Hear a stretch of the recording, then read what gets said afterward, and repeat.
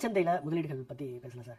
பொதுவாகவே ஒரு லேமன் பங்குச்சந்தை பற்றி அல்லது இம்மாதிரியான முதலீடுகள் பற்றி ஒரு அறிமுகம் இல்லாத ஒரு நபர் வந்து பங்குச்சந்தை அணுகும்போது என்னென்ன விஷயங்களை வந்து கவனத்தில் கொள்ளணும்? பாருங்கள், பங்குச்சந்தைங்கிறது எப்படின்னா ஒரு ரெட்டை கத்தி மாதிரி.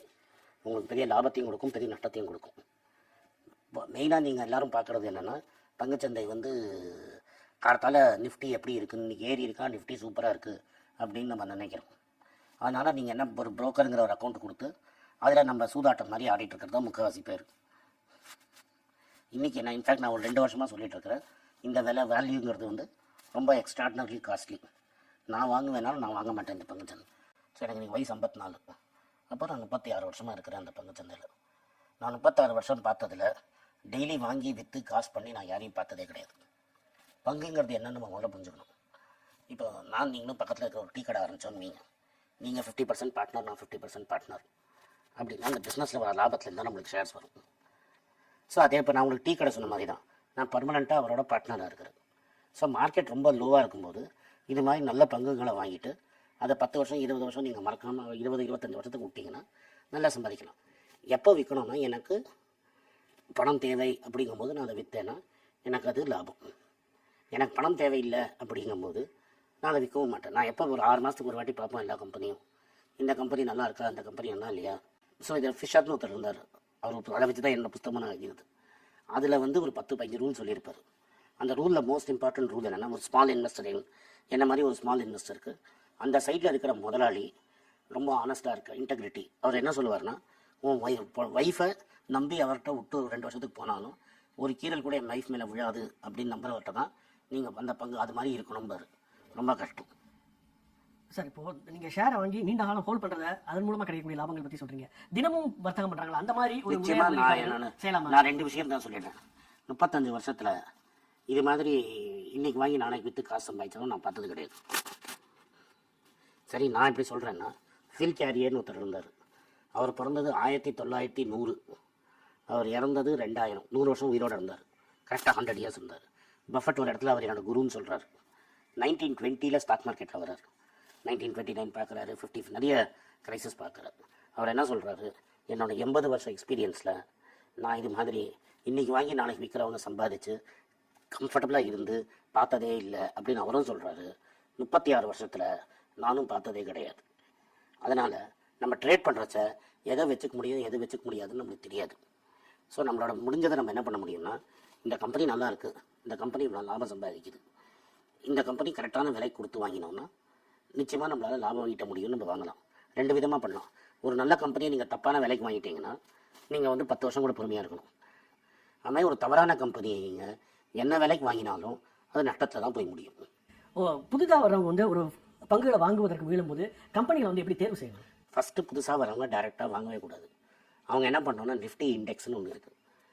நீங்கள் எதுக்கு இதெல்லாம் தலையெடுத்து இதெல்லாம் போகவே வேண்டாம். நிஃப்டி இண்டெக்ஸ் இந்த பேசிவ் இன்வெஸ்டிங்னு சொல்லுவோம்.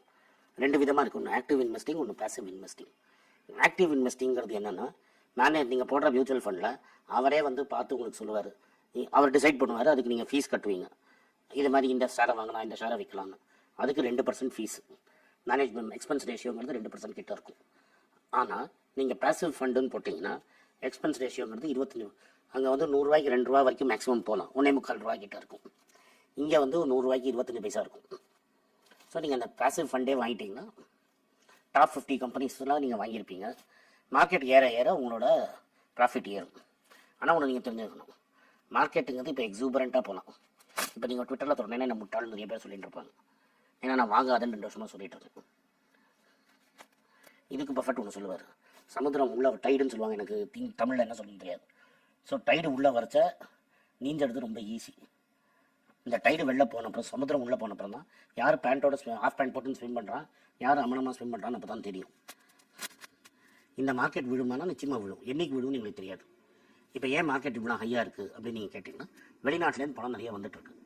ஒரு வருஷம் இப்போ அமெரிக்காவில் சாஃப்ட்வேர் கம்பெனியில் வேலை செய்கிறாங்கன்னா 2 வருஷத்துக்கு இன்ட்ரெஸ்ட் ஃப்ரீ லோன் கொடுக்குறாங்க.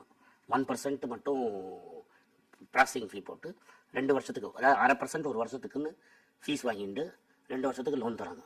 நிறைய பேர் அது மாதிரி வாங்குறது, அமெரிக்கன்ஸ் எல்லாம் பணம் போடுறாங்க. உங்கள் மார்க்கெட் ஏறுது.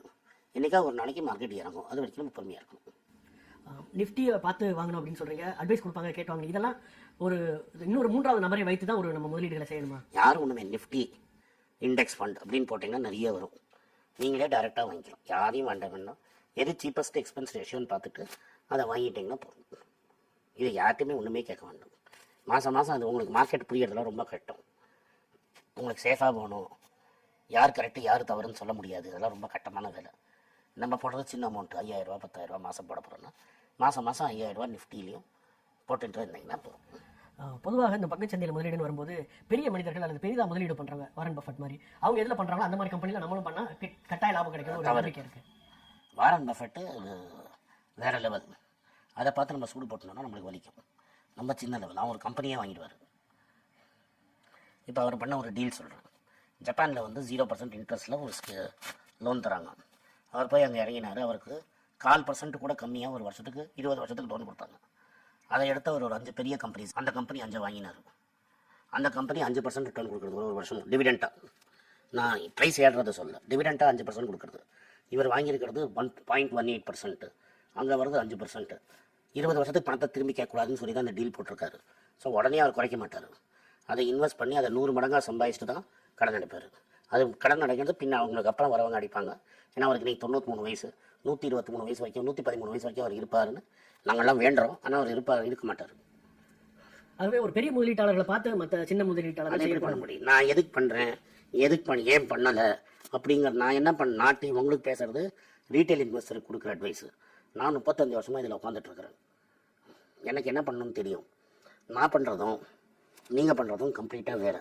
இன்றைக்கி நாளைக்கு காலத்தால மார்க்கெட் 10,000 போச்சுன்னா கூட நான் ஒரு ஷேர் விற்க மாட்டேன். இதில் மார்க்கெட் ஏறிடுச்சுன்னா ஐயோ ஏறிடுச்சே நான் ஏன் வாங்கலைங்கிற கவலை எனக்கு கிடையாது. அதே மாதிரி மார்க்கெட் விழுந்தால் அதை நான் ஒரு சந்தோஷமாக தான் பார்ப்பேன். ஏன்னா இன்னும் கொஞ்சம் பணம் போட்டு இன்னும் ஷேர் வாங்கலாமேன்னு பார்ப்போம். ஸோ நீங்கள் ஸ்டாக் மார்க்கெட் விழுந்துடுச்சுன்னா எல்லோரும் ஒவ்வொன்று அழுவாங்க, ப்ரெஸ்லலாம் இப்படி மூஞ்சி வச்சுட்டு தான் நீங்கள் பார்த்துருப்பீங்க. ஆக்சுவலி அதுதான் ரொம்ப சந்தோஷம். when there is blood on the street தான் நீங்கள் போய் வாங்கிறதுக்கு போகணும். எப்போ நீங்கள் வாங்கணுமோ அப்போ வாங்க மாட்டோம், எப்போ நம்ம வாங்கக்கூடாதோ அப்போ வாங்குவோம். இதுதான் ரீட்டைல் இன்வெஸ்டர் பண்ணுற தப்பு. ஆனால் இப்போ வந்து இந்த இதுலேயே எனக்கு வரும். இவர் சொன்னார் 10,000 போகணும். இன்றைக்கி மார்க்கெட்டோட வேல்யூ 10-12 தான் கரெக்ட் வேல்யூ. இன்றைக்கி மார்க்கெட்டில் அது 16-17 போயிருக்கு. நீங்கள் நம்பினா நீங்கள் வாங்குங்க.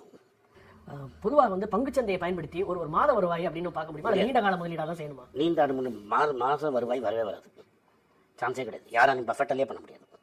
பஃபெட்டுக்கும் அவர் கம்பெனிலேருந்து மந்த்லி சேலரி தனியாக போகும். இதை நம்பி யாராலையும் இதுதான் எனக்கு ரொம்ப வருத்தம். இப்போ கோவிட்னால யாரும் போகிறதில்ல. நீங்கள் புரோக்கர் ஆஃபீஸ் போய் பார்த்தீங்கன்னா டெய்லி யாராவது உட்காந்து டிஃபென்ஸ் கேரியர்லாம் கட்டின்னு வந்து உட்காந்துட்டு கம்ப்யூட்டர் முன்னாடி உட்காந்து நிறைய பேர் ட்ரேட் பண்ணுவாங்க. அவங்கெல்லாம் பணத்தை விட்டுருவாங்க. இது வந்து முதலீடு 5 to 10 வருஷம் இல்லாமல் நீங்கள் சரியான ரிட்டர்ன் பார்க்க முடியாது. லக்கு எப்படி வேணா இருக்கும். ஸோ எவ்வளோ பெரிய பஃபெட்டாக இருந்தாலும் 10 நம்ம கரெக்டாக 10 ஷேர் நம்ம ஐடென்டிஃபை பண்ணால் 6 ஷேர் தான் கரெக்டாக இருக்கும், 4 ஷேர் தப்பாக தான் போகும். நீங்கள் வந்து என்னோடய சக்ஸஸோட என்னோடய ஃபெயிலியர் தான் பார்த்து நீங்கள்